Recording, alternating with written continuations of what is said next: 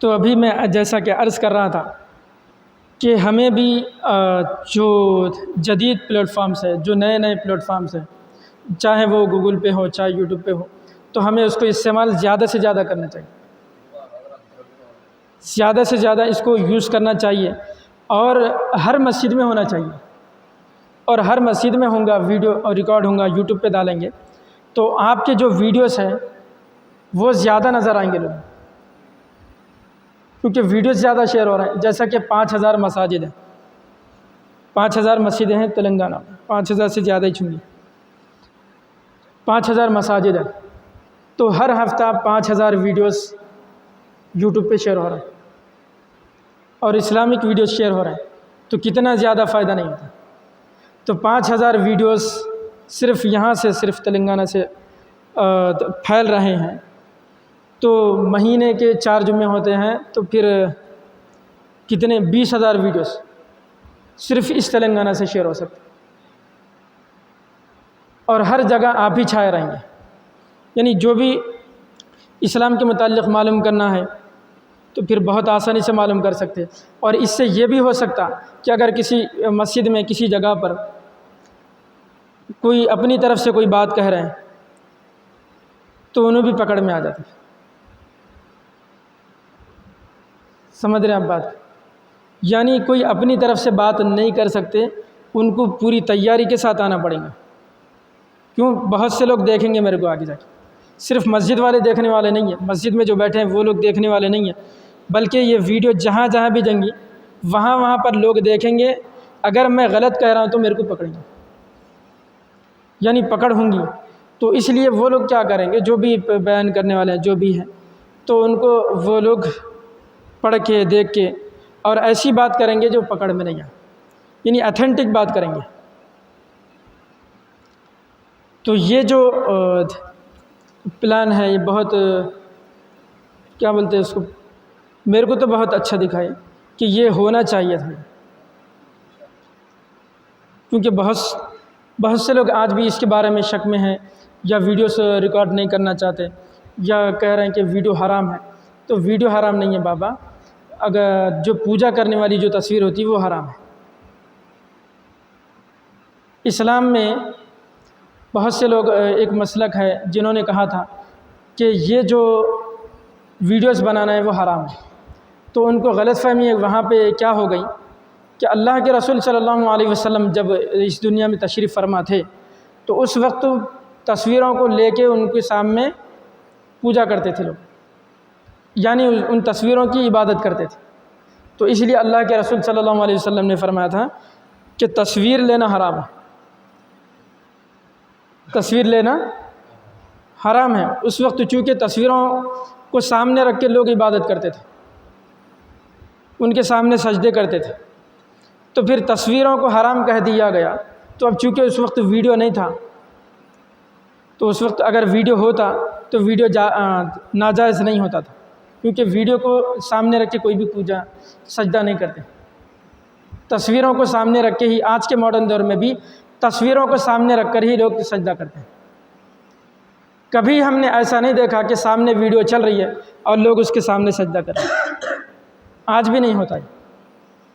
تو یہ جو ویڈیو ہیں یہ بالکل جائز ہے، یہ ہر جگہ ہونا چاہیے، چونکہ یہ پلیٹ فارم استعمال کرنے سے ہم بہت زیادہ پیچھے رہ گئے، چونکہ اب ہم تمام کو اس پلیٹ فارم کی طرف آنا پڑے گا، اور اس لیے بہت سے مسائل میں ہم پیچھے رہ گئے، جیسا کہ پینٹ پہننے کے بارے میں ہے، پینٹ کو بھی حرام بول دیے تھے، آپ نے شاید سنا ہوگا۔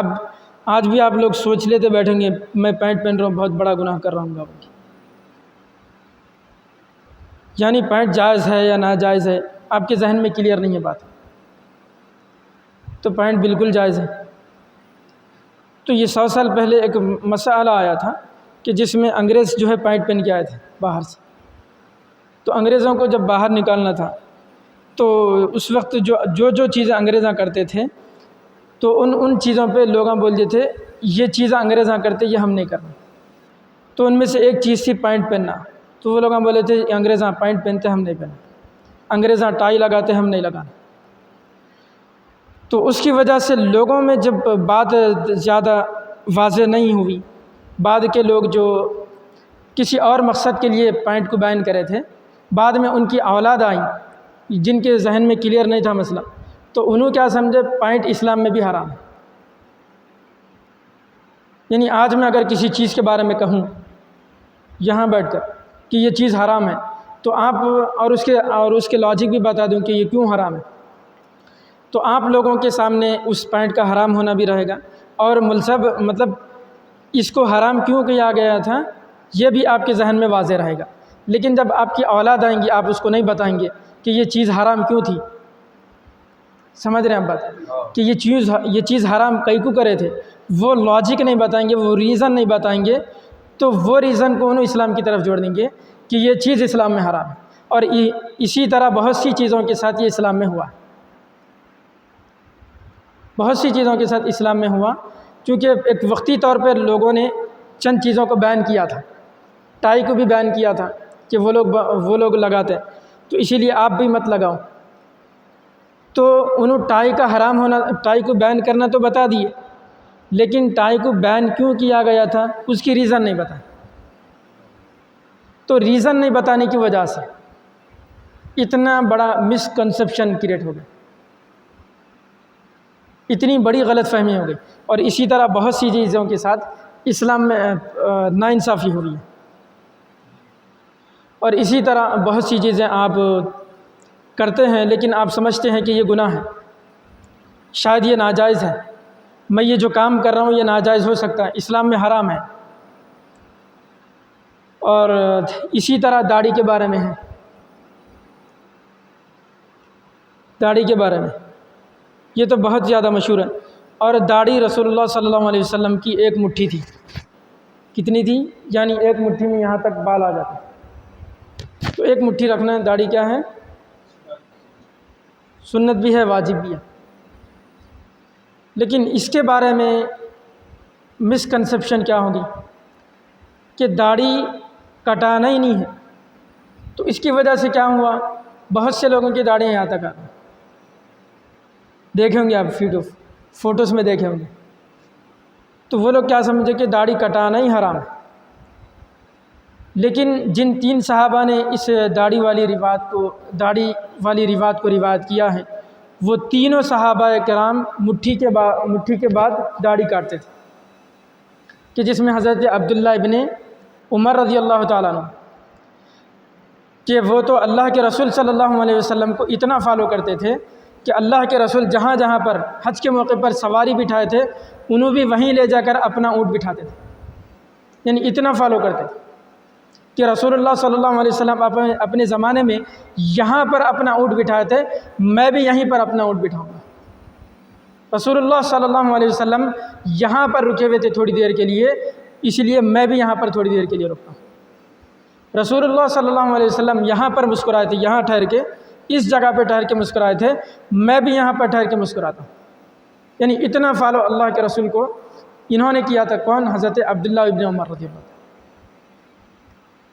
تو یہ جو داڑھی کی روایت ہے، داڑھی کو روایت کر رہے ہیں، تو وہ مٹھی کے بعد داڑھی کو کاٹتے تھے،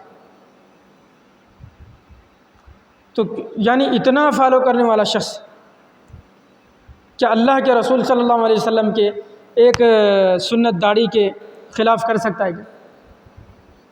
یعنی اتنا فالو کرنے والا اللہ کے رسول کو، کیا وہ داڑھی کے معاملے میں اللہ کے رسول کو فالو نہیں کریں گے؟ بالکل کریں گے، اور انہوں نے اللہ کے رسول کو ہی فالو کیا، داڑھی کے بعد داڑھی یا کیا بولتے اس کو، مٹھی کے بعد داڑھی کو کاٹ کر۔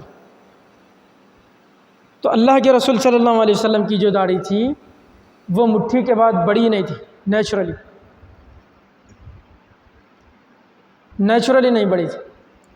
تو یہ جو صحابہ کرام تھے، یہ 3 صحابہ کرام ہیں داڑھی کی روایت کرنے والے، حضرت ابو ہریرہ رضی اللہ تعالیٰ عنہ، حضرت عبداللہ ابن عمر رضی اللہ تعالیٰ عنہ، یہ لوگ مٹھی کے بعد داڑھی کو کاٹتے تھے۔ اور اس کے بعد مفسرین نے کہا ہے کہ اللہ کے رسول صلی اللہ علیہ وسلم کی داڑھی مٹھی کے بعد کٹی نہیں تھی، اس لیے حضرت عبداللہ ابن عمر رضی اللہ تعالیٰ عنہ یہ چاہتے تھے کہ میری بھی داڑھی مٹھی کے بعد بڑھنے نہ پائے، میری بھی داڑھی رسول اللہ صلی اللہ علیہ وسلم کی داڑھی کے موافق ہو جائے۔ تو اس سے لوگوں نے کیا سمجھا کہ داڑھی کو کاٹنا ہی نہیں ہے، یعنی ان کے سامنے یہ روایتیں نہیں تھی، دوسری روایتیں تھیں کہ جس کے بارے میں اللہ کے رسول صلی اللہ علیہ وسلم نے فرمایا تھا کہ داڑھی کو بڑھاؤ اور مونچھوں کو پست کرو، داڑھی کو بڑھاؤ اور مونچھوں کو پست کرو، یعنی مونچھوں کو جو ہے نا آپ پست کرنا ہے، یعنی یہاں کی جو سفیدی ہے وہ نظر آنا، اتنا آپ کے مونچھ جو ہے پست ہونا، اتنا بھی نہیں کہ آپ اتنا ایسا کر دیں، کر سکتے ہیں لیکن زیادہ، حد سے زیادہ نہیں، مونچھ بڑھا سکتے ہیں لیکن پسندیدہ نہیں ہے، کیونکہ آپ جب پانی پیتے ہیں، کھانا کھاتے ہیں تو پھر اس میں آ جاتے ہیں، آ سکتے ہیں پھر، تو وہ پھر پسندیدہ نہیں ہے اس میں۔ تو اللہ کے رسول صلی اللہ علیہ وسلم کی جو روایتیں ہیں اس میں بعض لوگوں نے کسی اور نقطۂ نظر کو لے لیا، تو ان کے پاس جو ہے اس چیز کو حرام کرنے کی ریزن نہیں معلوم تھی، تو انہوں نے کیا سمجھا، اس چیز کے حرام کو کسی اور طرف جوڑ دیا، یعنی پینٹ کو بین کیا گیا تھا انگریزوں کی وجہ سے، لیکن بعد کے لوگ جن کو ریزن نہیں معلوم تھی انہوں کی طرف جوڑ دیا اسلام کی طرف۔ تو یہ چیزیں ہیں کہ جس کے بارے میں کلیئرنس ہونا ضروری ہے، اور آپ علم دین حاصل کریں، اور جتنا بھی علم دین حاصل کریں تو آپ کے لیے نمازوں میں بھی آسانی ہو جائے گی اور دین کو پریکٹس کرنے میں بھی آسانی ہو جائے گی۔ بہت سے ہمارے پاس افواہیں ہیں کہ اگر ہم دین کو سیکھیں گے تو ہمیں عمل کرنا ضروری ہو جائے گا، عمل کرنا ضروری ہو جائے گا اگر ہم دین کو سیکھیں گے، یہ بہت بڑی غلط فہمی ہے ہمارے۔ دین کو آپ سیکھیں گے تو عمل کرنا آسان ہو جائے گا آپ پہ، کیونکہ آپ دین سمجھ کر بہت سی ایسی چیزیں کر رہے ہوتے ہیں جو دین میں شامل نہیں ہوتی، کبھی کبھی دین میں شامل نہیں ہوتی لیکن آپ اس کو کرتے ہیں، اور اس کی وجہ سے آپ کی جو ڈیلی روٹین ہے وہ بہت مشکل ہو جاتی ہے، بہت مشکل ہو جاتی ہے۔ اسی طرح جیسا کہ نمازوں کے بارے میں ہے، نماز کے بارے میں ہے کہ بھائی فجر کی 2 رکعت سنت جب تک آپ نہیں پڑھیں گے آپ کی فجر کی نماز نہیں ہوگی، یہ ہے نا آپ کے ذہنوں میں؟ فجر کی سنت پڑھنے کو ہم ضروری سمجھتے ہیں نا، اگر ہم اتنا ہی ضروری سمجھتے ہیں تو فرض بنا دو اس کو، پھر فرض میں اور سنت میں فرق کیا رہ گیا؟ اگر آپ اس کو ویسے ہی لے کر چلیں، سنت کو سنت رہنے دیں اور فرض کو فرض، تو آپ ان فرض اور سنت کو جان لیں گے تو دین پر عمل کرنا آسان ہو جائے گا۔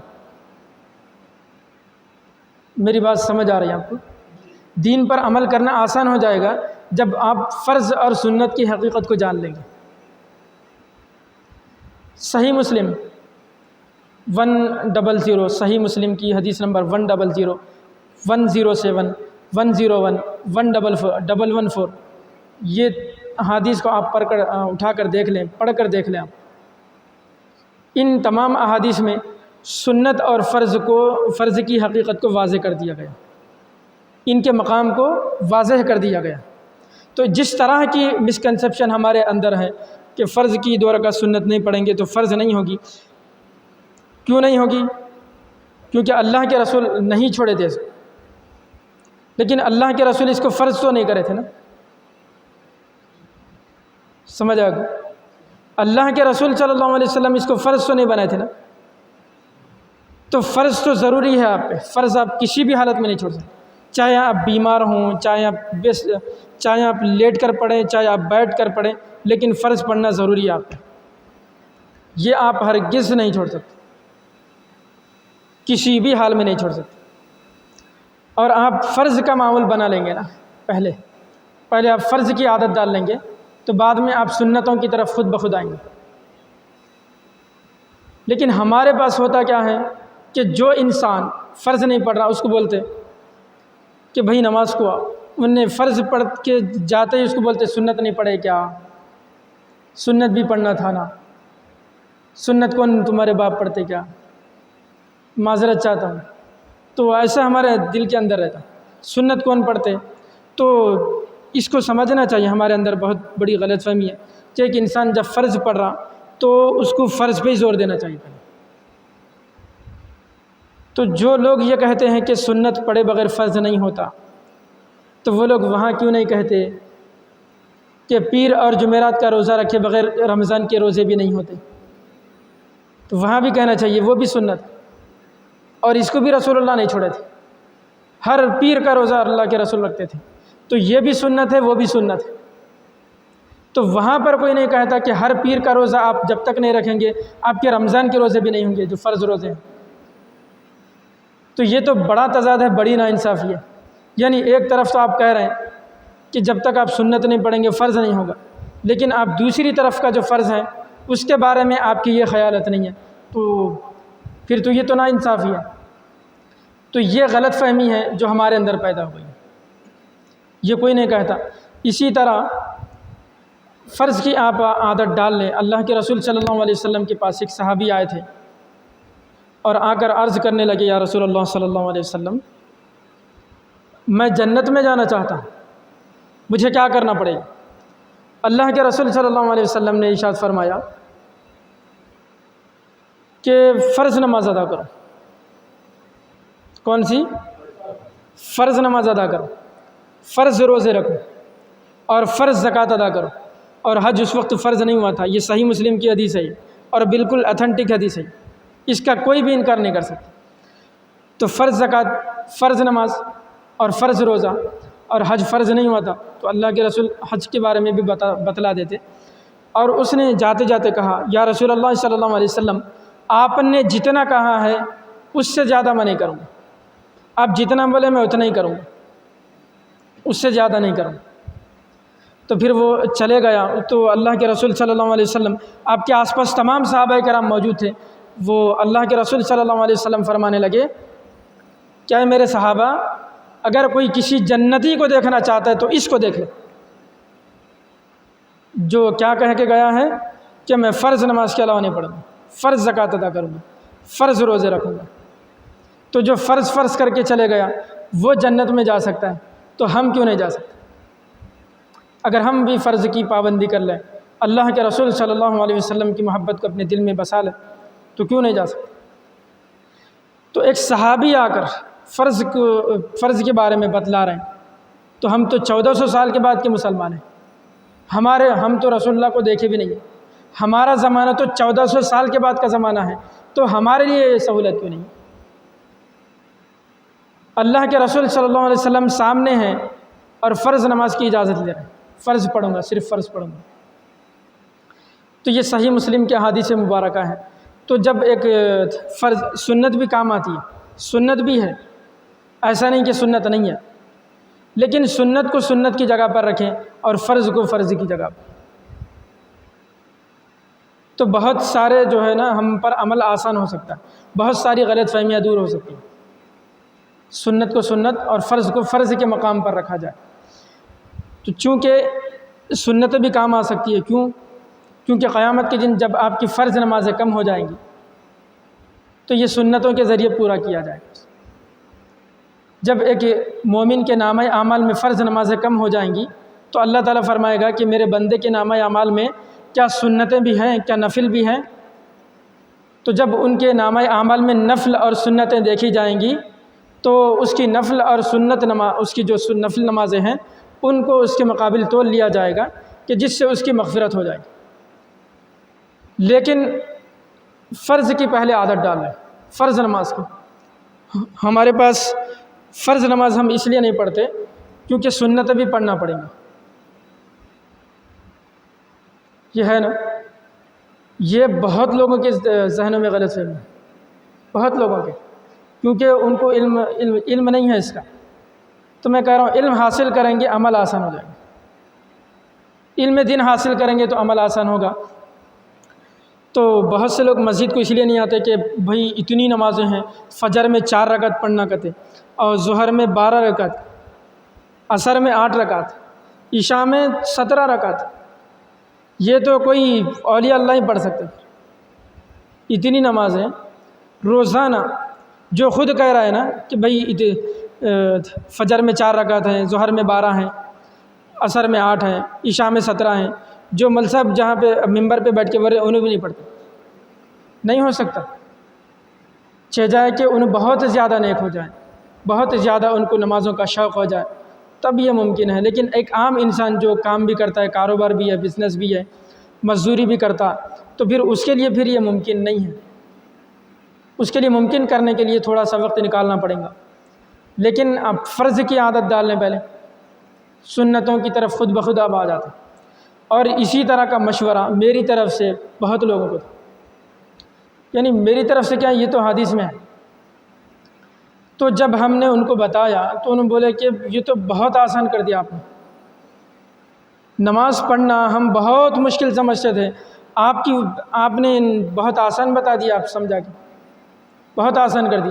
اور اس کی وجہ سے ہوا کیا، بہت سے لوگ نماز پڑھنے لگ گئے اور بہت سے لوگ سنتیں بھی پڑھنے لگ گئے.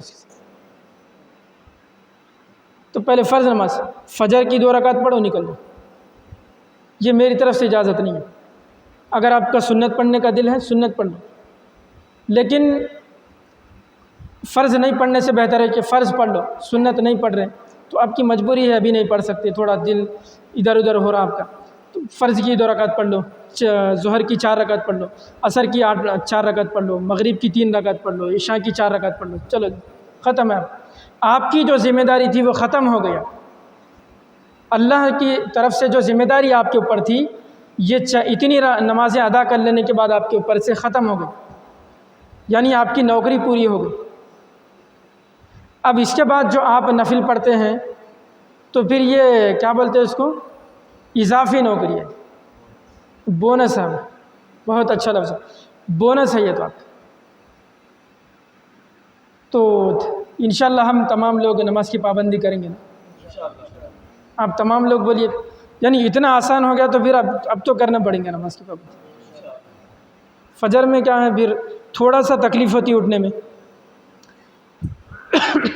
تھوڑا سا بستر سے اٹھنے میں تکلیف ہوتی ہے، میں بھی مانتا ہوں.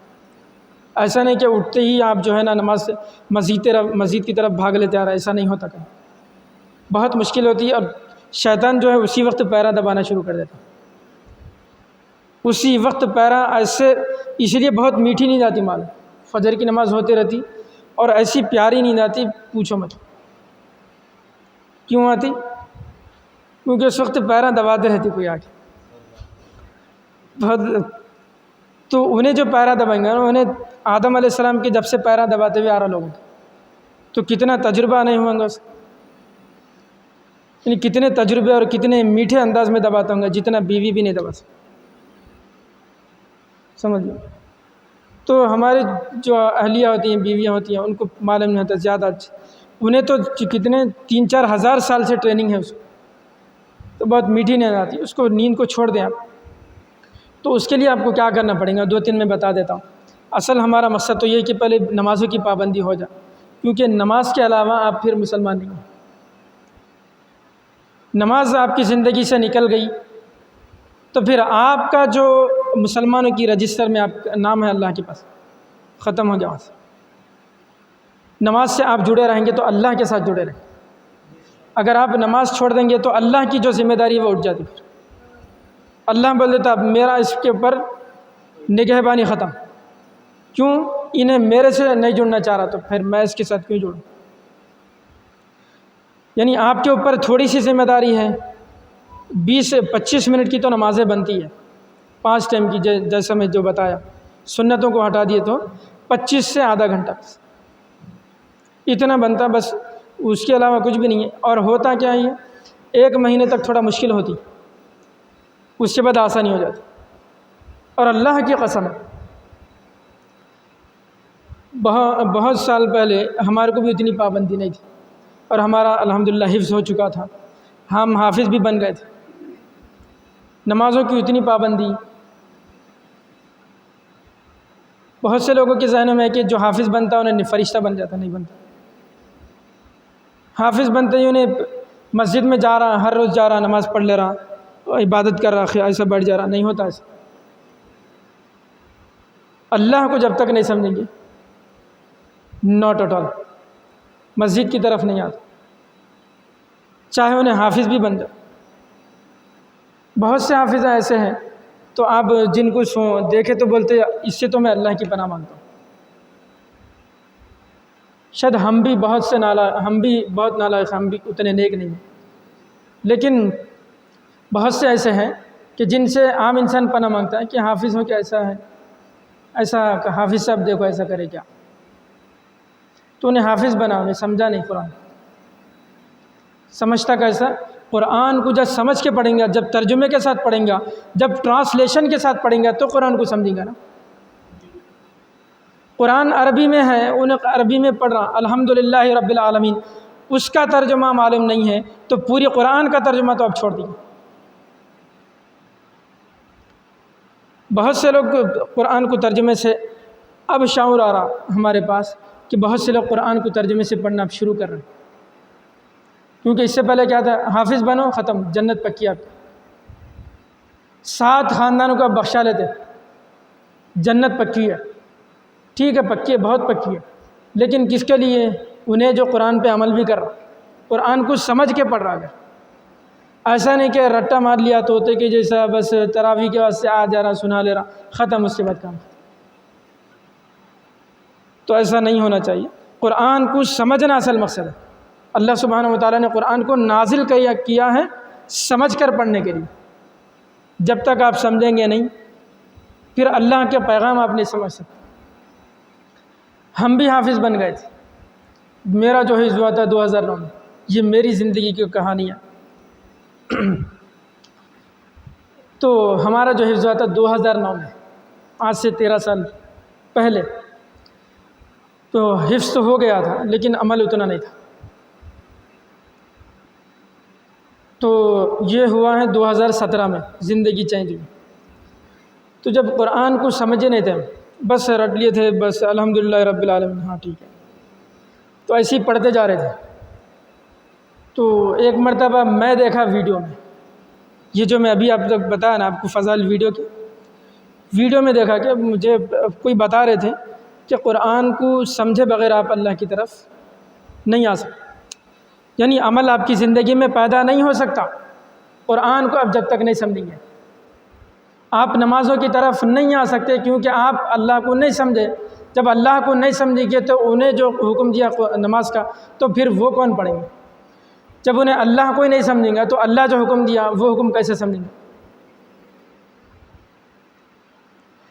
تو یہ جو 2017 میں ویڈیو دیکھ رہا تھا تو اس میں سمجھ میں آ کہ اچھا ایسا ہے، دیکھیں گے ایک بار پڑھ کے، دیکھیں گے ترجمے کے ساتھ، کیونکہ ہمارے پاس جو تھے بہت سے لوگ ہم بتا دیے تھے کہ قرآن کو ترجمے سے نہیں پڑھنا گمراہ ہو جاتے۔ یہ بھی بہت بڑی غلط فہمی، میں جتنے غلط فہمی بتایا نا یہ اسلام کے نام پہ بہت لوگ بنا دی۔ قرآن کو ترجمے سے نہیں پڑھنے گمراہ ہو جاتے، وہ ہو جاتے، یہ ہو جاتے۔ کیوں گمراہ ہوتے؟ کیونکہ انہوں جو عقیدے بتا رہے وہ قرآن کے مطابق نہیں، اس لیے اگر ہم قرآن کے مطابق عقیدے اپنا لیں گے نا تو ان کے عقیدوں سے ہٹ جاتے، تو اس لیے انہوں کیا کر دیے، اب کوئی قرآن کی طرف جانا نہیں اور ہمارے عقیدوں سے بغاوت کرنا نہیں، اس لیے اب کہہ دو کہ بھئی قرآن گمراہ کرتا ہے، اور اس کے لیے وہ آیت پیش کر دیتے جو کسی اور موقع پہ نازل ہوئی تھی۔ کیا ہے وہ آیت؟ اللہ جو ہے بہت سے لوگوں کو گمراہ کرتا ہے، بہت سے لوگوں کو ہدایت دیتا ہے، یہ قرآن کی آیت ہے۔ وہ کسی اور کانٹیکس میں، انہوں کیا کر دیے، کسی اور کانٹیکس میں قرآن کی آیت لا دی، وہ مشرکین کے لیے نازل ہوئی تھی۔ یعنی جو بتوں کے بارے میں آیت نازل ہوتی ہے، ہم بتاتے ہیں کہ بھئی یہ تمام چیزیں جو ہے نا مسلمانوں کے بارے میں نازل ہوئی، تو وہ لوگ کہتے ہیں کہ بھئی مشرکین کے بارے میں نازل ہوئی ہے، تو بھئی یہ آیت بھی مشرکین کے بارے میں نازل ہوئی تھی، تم چپکا دیے ان کو کسی اور طرف، کسی اور مسئلے کی طرف اس آیت کو چپکانے کی وجہ سے بہت سے لوگ بولنا شروع کر دیا قرآن گمراہ کرتا۔ اور واللہ اگر کسی کا یہ عقیدہ ہے کہ قرآن گمراہ کرتا تو وہ بالکل پکا کافر ہے، کہ بھئی اللہ گمراہ کرنے کے لیے نازل کیا تھا قرآن۔ اللہ سبحانہ و تعالیٰ کا جو مقصد تھا وہ تو لوگوں کو ہدایت کی طرف بلانا تھا، اور یہ آیت قرآن میں لکھی ہوئی ہے ھدی للناس ذالک الکتاب لا ریب فیہ ھدی للمتقین، قرآن کی پہلی آیت میں لکھا ہوا ہے یہ قرآن ہدایت کے لیے نازل ہوا ہے، اب تم کہہ رہے ہو کہ یہ قرآن گمراہ کرتا ہے۔ تو یہ جو اگر کوئی کہتا ہے تو پھر اس کو اپنے ایمان کی فکر کرنی چاہیے۔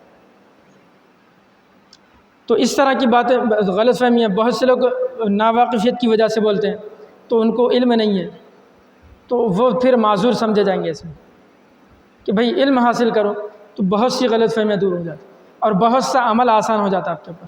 تو میں کہاں سے چلا تھا میں کہ 2017 میں جب ویڈیو میں دیکھ رہا تھا تو میں پتہ چلا کہ ایسا قرآن کو ترجمے سے بھی پڑھنا چاہیے، کیونکہ اس سے پہلے ہم سنے تھے ہمارے بڑے لوگوں سے، کچھ لوگوں سے، کہ قرآن کو ترجمے کے ساتھ نہیں پڑھنا، گمراہ ہو جاتے، وہ ہو جاتے، فلاں ہو جاتے.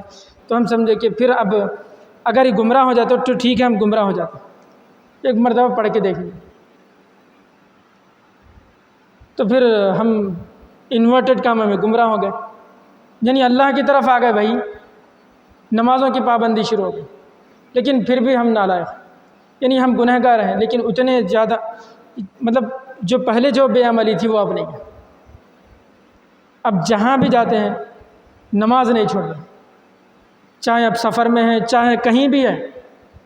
تو جب ہماری زندگی میں قرآن کی وجہ سے انقلاب پیدا ہو جاتا تو پھر آپ کی زندگی میں کیوں نہیں ہو سکتا؟ جب آپ قرآن کو ترجمے کے ساتھ پڑھیں گے تو آپ کی زندگی میں بھی انقلاب ضرور آئے گا. ہاں، یہ ہرگز نہیں ہو سکتا کہ اللہ سبحانہ و تعالیٰ آپ کو عمل کی طرف نہ لے آئیں. آپ نے قرآن کو پڑھا نہیں ہے، اس لیے ہم بے نمازی کے بے نمازی ہیں. اور اوپر سے ہمیں بہت سے لوگ ایسے ہیں جو قرآن کی طرف نہیں لانا چاہتے بلکہ اپنی طرف لانا چاہتے ہیں، اللہ سے جوڑنے کے بجائے خود سے جوڑنا چاہتے ہیں. تو قرآن کو سمجھنا چاہیے. اور نمازوں کے بارے میں بتا دیا کہ فجر کی نماز میں آپ نے کیا کرنا ہے کہ یہ جو الارم آپ لگاتے نا، اب یہ تو یقین پہلے تو یہ کلیئر ہو جائے کہ اللہ موجود ہے یا نہیں ہے نا. اب جیسا میں سمجھا دیا، کسی کے ذہن میں کوئی شک؟ آواز سے بولیے، آواز سے بولیں گے تو میں بولوں گا ہاں ٹھیک ہے. کسی کے ذہن میں کوئی شک نہیں ہے؟ اور کیوں شک دور ہو جاتا آپ کا کہ آپ اس کائنات پہ غور کرتے، جانوروں پہ بھی غور کریں گے، آپ اپنے اوپر غور کریں گے کہ میں خود اپنا شعور رکھتا ہوں، میں اپنی آنکھوں سے دیکھتا ہوں، میرے اندر 200 ٹریلین سیلز موجود ہیں، اور ایک سیلز ایسا ہے، یعنی 200 کھرب سیلز میرے اندر موجود ہیں. اور ایک سیلز اگر بنانا پڑ جائے تو حیدرآباد کے جیسا کوئی بڑا شہر ہونا چاہیے. اتنا بڑا ایک سیلز بنانے کے لیے حیدرآباد کی اتنی جگہ چاہیے، پورے شہر کے جیسے. تو وہ 200 کھرب سیلز میرے اندر موجود ہے کہ جس کو کہ اگر انسان بنانے بیٹھ جائیں تو پھر صرف پوری زمین پہ دو تین سیلز ہی بن پاتے. تو 8 ارب انسان ہیں، ہر ایک انسان کے اندر 200 کھرب سیلز موجود ہیں. اور اس میں سے ہر سیلز ایسا ہے کہ جس کی ہر رگ تک خون پہنچتا، ہر سیلز تک 200 کھرب سیلز تک خون پہنچتا ہے. یہ کسی بنانے والے کے بغیر ممکن نہیں. ایک انسان اگر بنانے بیٹھ جائے تو حیدرآباد کی جیسی اتنی جگہ چاہیے. وہ میرے اندر رکھ دیا 200 کھرب سیلز کو. تو اور ایسا نہیں ہے کہ خون نہیں پہنچ رہا، ہر سیلز میں خون پہنچ رہا. اگر 2-3 سیلز بھی بگڑ جائے نا تو انسان کی صحت بیکار ہو جاتی. تو 200 کھرب سیل کو سنبھالنے والا اور اتنے جسم کے اندر وہی ہو سکتا ہے کہ جو اللہ ہے، کہ جس کا تعارف ہم اللہ کے نام سے جانتے ہیں. تو یہ کلیئر ہو گیا ہمارے اندر. جب اللہ کے بارے میں ہمارا ذہن کلیئر ہو گیا تو سب سے پہلی جو چیز آتی ہے ہمارے پاس وہ نماز آتی ہے. یعنی کوئی گاڈ ہے تو اس نے حکم بھی دیا ہوگا کہ میں نے تم کو کیوں پیدا کیا ہے، میں نے تمہیں زمین پر کیوں بھیجا ہے، زمین پر تم کس لیے آئے ہو، زمین پر تمہارا کیا کام کیا ہے. کیا صرف پیدا ہو جانا یا پیدا کر دینا یا بزنس کر لینا مر جانا، بس یہی ہے؟ نہیں ہے، بلکہ اس نے 1,24,000 انبیاء کو مبعوث کیا کہ یہاں پر تم ایسی نہیں ہو، تمہارے پیچھے ایسا کوئی نہیں، ایسا مت سمجھو، تمہارے پیچھے اللہ ہے. اور وہ اللہ 1,24,000 انبیاء کو بھیج رہا ہے کہ تم میری طرف آ جاؤ، میں نے تمہیں آزمائش کے لیے یہاں پر بھیجا ہے. یعنی یہ 60 سال 70 سال کی زندگی مجھے دے دو، میرے حکم پر چل جاؤ، میں تمہیں آنے والی زندگی میں تمہاری خواہشات کے مطابق چلاؤں. یعنی وہ ختم نہیں ہونے والی زندگی، مرنے کے بعد ہماری ختم نہیں ہونے والی زندگی شروع ہوتی ہے. یہ جو زندگی میں ہے نا یہ ختم ہونے والی ہے، مرنے کے بعد ہماری اصل زندگی ہے. تو اس آنے والی زندگی کے لیے تیاری کیا کرنا ہے؟ تو سب سے پہلا ہے نماز. کیا ہے وہ؟ نماز ہے. نماز کو جب آپ پابندی کے ساتھ کریں گے، جیسا کہ بہت آسانی کے ساتھ میں بتایا، تو جب فجر میں آپ الارم لگاتے ہیں تو جو فون ہے آپ کا وہ تکیے کے پاس نہیں بلکہ پیروں کے پاس رکھنا ہے۔ کچھ لوگ بولیں گے آواز نہیں آتی، یعنی تکیے کے پاس آپ رکھیں گے تو اٹھتے ہی وہ بند کر دیتے، ارے نیند آ رہی ہے، قریب ہی رہتا ہے نا، اٹھنے کی بھی ضرورت نہیں، سمجھ گئے؟ اٹھتے ہی تکیے کے پاس بج رہا لیے بند کر دیے سوچ۔ تو جب آپ پیروں کے پاس رکھیں گے، 2-3 فونوں میں الارم لگا لینا، ایک جو ہے بازو میں، ایک پیروں کے پاس، ایک تھوڑا دور پہ جس کو چل کے جا کے بند کرنا پڑے، چل کے جا کے 2 قدم چلنا پڑے آپ کو، تو وہاں جا کے بند کرنے کی ضرورت پڑے، تو یہ جو ہے نا آپ کی نیند تھوڑی کم ہو جاتی اس سے۔ ارے چل لیا نا بھائی، اٹھ گیا نا، چلو نماز پڑھ لیں۔ تو اس کے لیے آپ کیا کر سکتے ہیں؟ اٹھ گئے، مسجد کو آ گئے، 2 رکعت فرض پڑھ لیے۔ شروع میں تو یہی کرنا پڑے گا، 2 رکعت فرض پڑھ لو، چلے جاؤ گھر کو، اپنے اپنے کام میں لگ جاؤ۔ تو انشاءاللہ ایک مہینہ آپ ایسی کریں گے تو انشاءاللہ نماز کی عادت ہو جائے گی۔ اور یہ جو مسجد کی جو اس مسجد میں تو میں نے سنا ہے کہ ایک ہی نماز کو آتے ہیں، اور انہوں بھی مؤذن سے، صحیح ہے یہ؟ تو مسجد کے ایک صف ہو جائیں گے انشاءاللہ 1 مہینے میں، اگر اس پہ عمل کریں گے، کیونکہ یہ فیسلٹی اس سے پہلے آپ کو کوئی بتا نہیں، اتنا آسان تو ہو گیا نا، پھر عمل کرنے میں کوئی مشکل نہیں ہونا چاہیے۔ تو ایک صف تو انشاءاللہ ہوں گی یہاں پہ، رمضان تک پابندی ہو جائیں گی انشاءاللہ ایک صف کی۔ تو اگر آپ ایسا کریں گے تو ہو جاتی۔ اسی طرح ظہر کی نماز کے بارے میں بھی بتا دیتا ہوں۔ نماز کے لیے اگر آپ کہیں باہر ہیں، تو کسی کام پہ ہے، تو آپ 2 نمازوں کو ایک ساتھ بھی پڑھ سکتے ہیں، 2 نمازوں کو ایک ساتھ بھی پڑھ سکتے، اور یہ 20 منٹ کا کام ہے بس۔ یعنی ظہر کے لیے الگ وضو کروں، پھر جو ہے نا ارے اثر آتی نہ، پھر جب انتظار کرنا پڑتا، پھر کام میں لگ جاتے، آپ نہیں ہوتی نماز۔ تو اس کے لیے آپ کیا کریں گے؟ پھر ظہر کی نماز ہے تو ظہر کی نماز کا ٹائم کب ختم ہو رہا؟ 3:30، بالفرض 3:30 کو ختم ہو رہا۔ اور عصر کی نماز کا ٹائم کب شروع ہو رہا؟ 3:30 سے جب ظہر کی نماز ختم ہوں گے تو ظاہر سی بات ہے عصر کی نماز کا ٹائم شروع ہو رہا۔ تو آپ کیا کر سکتے ہیں اس کے لیے؟ 3:20 کو جو ہے ظہر کی نماز پڑھ لے سکتے ہیں، ٹھیک ہے؟ اگر کہیں باہر ہے، گاؤں میں ہے، تو پھر مسجد کو آنا پڑیں گے آپ کو، تو ظہر کے ٹائم پہ ظہر پڑھ لو، عصر کے ٹائم پہ عصر، اس سے جماعت بھی بنی ہوئی رہتی، اس لوگوں میں اتفاق بھی رہتا۔ تو اس کے لیے آپ کیا کرنا ہے؟ تو 3:20 کو ظہر، تو 3:20 کو ظہر ہوئی تو پھر 10 منٹ میں ظہر کی نماز ختم ہی ہو جاتی۔ تو 3:30 کے بعد جیسے ہی اپن دیکھ لینا کیلنڈر میں کب شروع ہو رہا نماز۔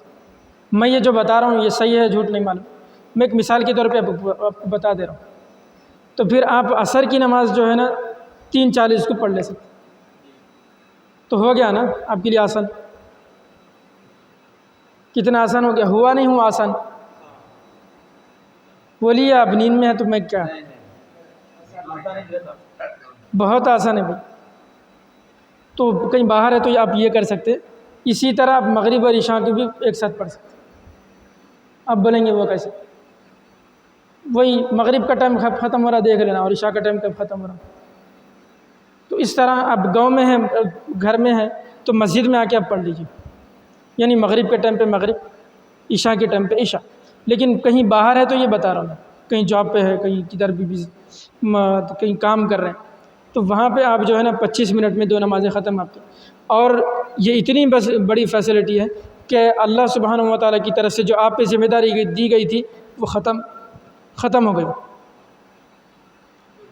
تو یہ جو آسانی ہے اس پہ عمل کریں گے۔ اب کہیں باہر ہے تو، گاؤں میں رہے تو نہیں، گاؤں میں ہے تو مسجد میں ہی آنا پڑے گا، کیونکہ مسجد کون آباد کریں گے؟ آپ کہیں اور گھر میں پڑھ لیں گے، گھر میں پڑھ سکتے، لیکن جب مسجد ہے، مسجد آباد نہیں ہے، تو پھر مسجد میں پڑھنا ہے۔ یہ مسجد کو آباد کون کریں گے؟ کہ مسجد صرف اذان دے کے پھر انہوں لاک ڈال کے چلے جانے کے لیے ہے؟ تو مسجد کو آباد بھی کرنا ہے۔ مسجد جب اتنی بڑی بنائے ماشاءاللہ سے، کئی گاؤں میں تو میں خود دیکھا سو، وہاں پہ لوگ مسجد کے لیے ترس رہے ہیں۔ ویڈیو بند کر